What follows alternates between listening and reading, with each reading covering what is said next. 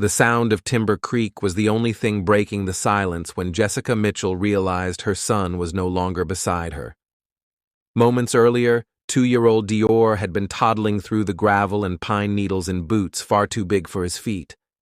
Now, as she scanned the open space between the camper, the fire ring, and the trees, there was only empty ground and the steady rush of water.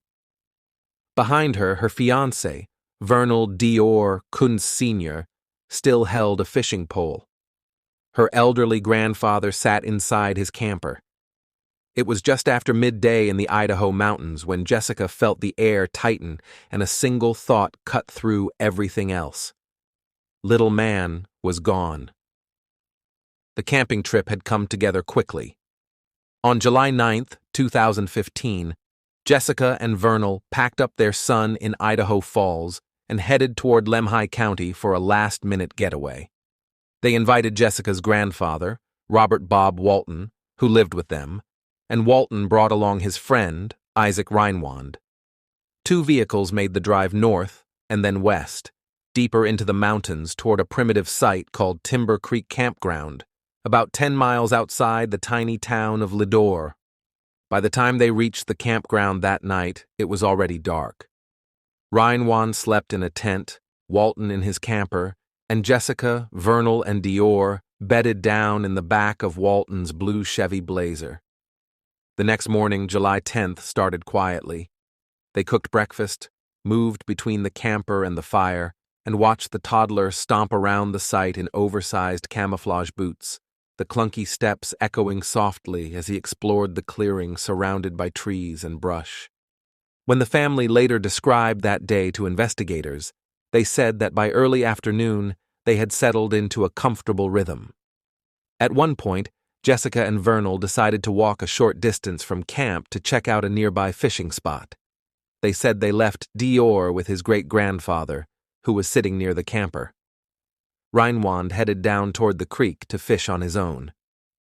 For 10 to 15 minutes, the parents walked along the water, expecting their son to be safe in the open area between the vehicles, the fire pit, and the camper. When they returned, they expected to see him toddling near Walton or playing with his toys. Instead, Jessica scanned the clearing and felt her stomach drop. DeOrr wasn't in sight. At first, they thought he had wandered a few feet behind the camper or followed one of them without being noticed. They called his name and walked quick circles around the clearing. Jessica asked Walton where he was. According to the parents, Walton believed the boy had gone with them when they left. Reinwand, down by the creek, later said he hadn't seen DeOrr at all after the group returned from town. Within minutes, the casual calling of a toddler's name shifted into frantic shouts, echoing off the trees. At 2:35 p.m., Jessica called 911 from the remote site and reported that her son had vanished and they couldn't find him anywhere.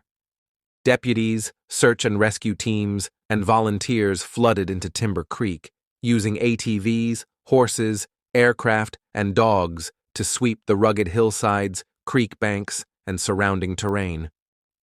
The search lasted days. Nothing belonging to DeOrr was found. Detectives quickly noticed details that didn't line up. Jessica and Vernal said DeOrr never went anywhere without his blanket, his sippy cup, and his toy monkey, yet all 3 items were still at the campsite. His cowboy boots were several sizes too big, making it unlikely he could have walked far over rock and brush. If he had simply wandered off, search teams expected to see a footprint or a scrap of clothing. They found no trace.